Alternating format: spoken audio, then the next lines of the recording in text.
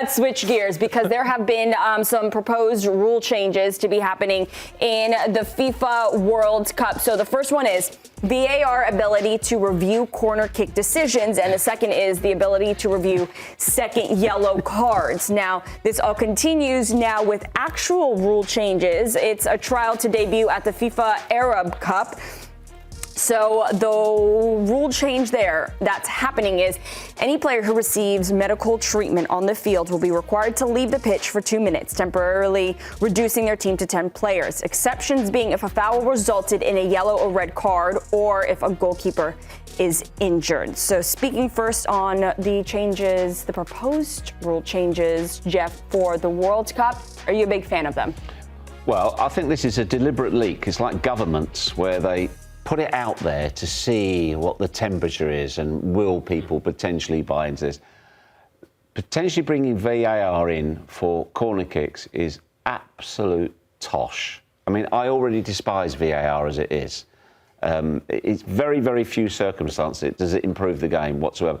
To then start debating corner kicks, whether it's in, whether it's out, who it came off, I just think it's just nonsense. What is wrong with these people? Stop even think about interfering with the game. You're ruining it. It's rubbish. My problem, Geoff, is that it's more invasive than ever. And because it kind of has this still very gray interpretive aspect to it, you can manipulate games to your liking however you want. We were desperate for this rain to come, and it has muddied all of the waters more than ever before. I think, Nico, one of the problems with it is because it's been framed as factual because it's fact. So therefore, people are expecting perfection the whole time. Perfection does not exist. Mm-hmm. But even, and it's ruining the flow of the game. Like offside, yes or no? I'd buy that. You know what? Semi-automatic offside. It took me a while to be sold on it. Like we're calling microscopic offside's fine. It's black or white. It's yes or no. The ball crossed the goal line.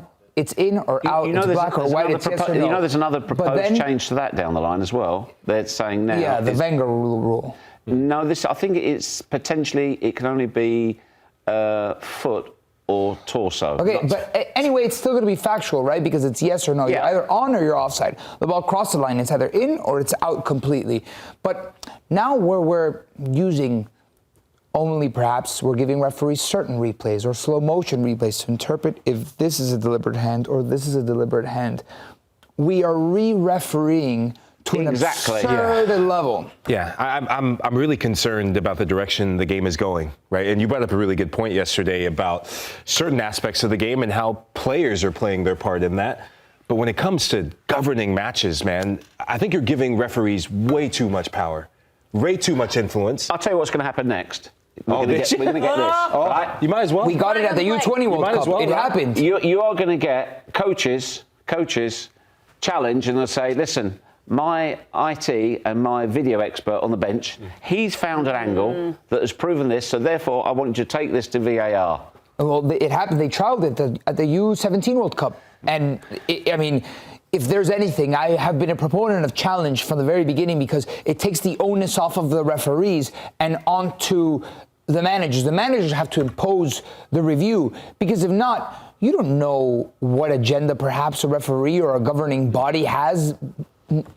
Again, if you thought before football was corrupt, now it's even easier to manipulate matches with VAR. Yeah, I think of federations, even outside of the big five, the top five leagues, I fear for what this could mean for a federation like CAF.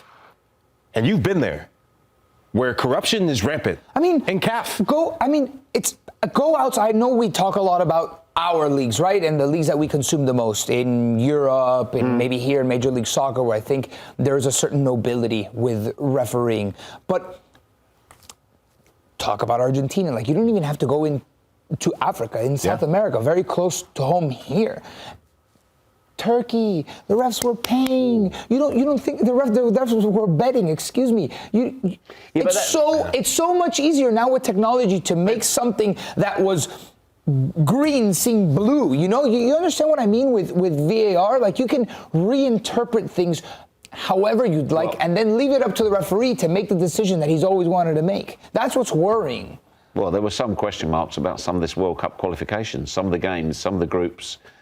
Some very, very interesting decisions. Shall we put it that way? Very interesting decisions. From the players' perspective, how much do all these rule changes kind of mess with them? Is it something where, the managers tell them, don't even think about it, just continue playing? Or how much does it affect the players? It has changed the dynamic of the game. Yeah. I mean, people are fishing for penalty kicks. Yeah. Any contact can be interpreted as a pen. Yeah. So players are leaving their foot out. They're diving more. They're trying to create a penalty kick that, with a Steven Spielberg 27.4 frames per second, can be interpreted as a penalty kick in slow motion. Yeah, I think it brings the integrity of the game into question as a player and from a player's perspective. I go back, one of the most frustrating moments I go back to was the 2018 World Cup. France, Croatia. Croatia's back in the game, and it's a dubious penalty decision that if you don't give that, then the game changes completely, in my opinion. I think Croatia has a better chance. France most likely goes on and wins that, but the introduction of VAR from that inception point, I think set a milestone and set this thing in motion amongst players. I think it just ruined and changed the game. Mikey, I did the Championship on Saturday, watched quite a few games. In the Stoke versus Hull City game, Hull, guy takes a shot, hits his own player, clear on the, and his arms are outstretched, loops up, ball goes in the back of the net. Referee didn't see it, goal is given, okay? And there's an acceptance, there's no VAR in the Championship. We move on. Yeah, so, but the other part of this proposal as well is they've got to bring this rule in because players are faking injuries left, right and centre. It's a physical game, there is going to be contact. And so if it is, therefore you only, you go off the field for 2 minutes unless it is... unless you're better it's explaining because to me. of a yellow or red card or if the goalkeeper is injured. MLS did that. Yeah. But I don't think this addresses the whole cultural issue that we have in football about players diving, about players exaggerating the histrionics. That's a different thing. But they exaggerate contact. And how many times, like when you played the game, somebody go like that, you might get a hand in the mouth. It's not fatal. You play on because you didn't want to go down and give the other team an advantage. Now the game's being stopped. They're taking tactical fouls. I don't like it at all. I mean, I would love for footballers who feel the lightest contact and then act like they've been shot to just watch one game of Aussie football rules. One game. And even the fights that they get in, they push each other and they get hit in the chest and they're up for the fight. Like nothing brings them down. And I'm not asking footballers to become instant like warriors that will never be brought down, like these unbreakable, but let's just be, I think football has to have a certain nobility again. But the thing is that this cheat aspect of football allows you to get away with a lot of things. Yeah. And it's a lot of that is milking a foul. Going in those what I hate the most is the head-to-heads. And you're talking, and then one person pushes just a little bit, and then you go, where's my... but honestly, I hate. I think to your earlier point, I think the VAR is part of that because when it is viewed in slow motion and it's from a certain angle, it looks like violent conduct. So and the problem is that it is violent conduct. There was a situation in the Europa League from just this past week where we got it right. It was two players head to head, and one went like that, but. And yes, he shouldn't be doing it, and I don't support it at all, the violent conduct aspect. But the fact that the player milked it, right? He went down, he wasn't hurt whatsoever. I can confirm that. It allowed for VAR to take a look at it, to then go and review the play, and then the referee has no other choice. But again, it's like I grew up in an era where it's like these hard-fought men that just wanted to go at it. You know, and speaking of men, you know who's really noble about it? The women's game is very noble about it. I was waiting for a pause in the conversation so I could say this. They don't fall. And they don't fall, they don't exaggerate. Yeah, they should learn a little bit from the women's game. Because women are the ones that are tough. If you have to give birth to a child, you can do anything. He's gone there. So I can bring this up. They're true superheroes of society. They are. So I suggest that the men take a page out of the women's game because they will take a beating and they won't. You don't see any of that flopping around. No flopping.